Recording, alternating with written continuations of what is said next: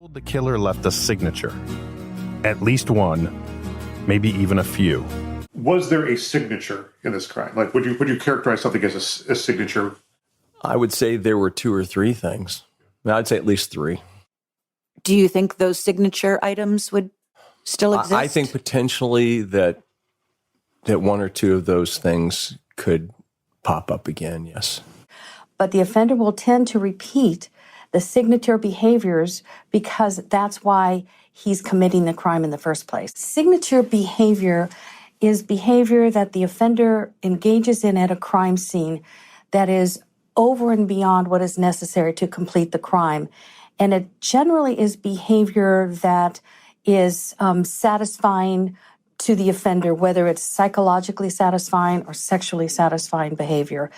The interesting thing about signature behavior, especially if you're talking about a series of crimes, is that the offender will generally attempt to repeat the signature behavior, not the MO, the modus operandi. That's something different. I'm curious, from your research and your expertise, is it common to have multiple signatures? Is that normal? Well, it's certainly possible to have multiple signatures at a crime scene. Again, if we go back to the definition, it is unnecessary behavior at a crime scene. Generally, when you have multiple signatures, it's because you have a series of crimes. And so at this point, what we have is a double homicide. And whether or not there are other crimes out there, it's still unclear. But if there's behavior at that scene that is not necessary to the crime itself, so it could be sexual behavior, it could be postmortem activity. But if there are signature behaviors, yes, you can have more than one or two signature behaviors. Are signatures typically things that happen after the murder, or is there a typical time that the signature would happen?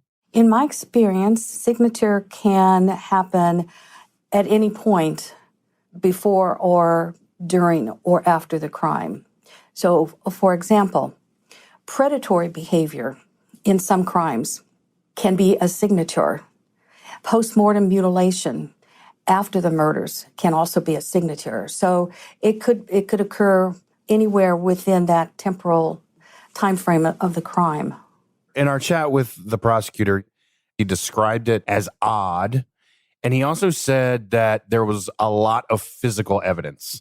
And I know that that's kind of a broad term, but I'm curious from your standpoint, as somebody who's been to, hundreds of these kinds of scenes, what does a lot of physical evidence mean? What does odd mean? So I wouldn't know what his definition of odd is. Odd to me and odd to this prosecutor can be two different things. So let me give you a few ideas of what maybe odd behaviors might be. It could be, again, postmortem mutilation, what's done to the victims after they've died, after they've been murdered. It could include redressing the victims. It could include dismemberment. It could include insertion of foreign objects. It could be the placement and the replacement of the victims' bodies. So it could be any, along that continuum, it basically could be almost anything. It could be the infliction of damage to the victims, both before death or after death. It could be, again, engaging with victims in a certain way that is considered odd. So it could be a wide variety of behaviors.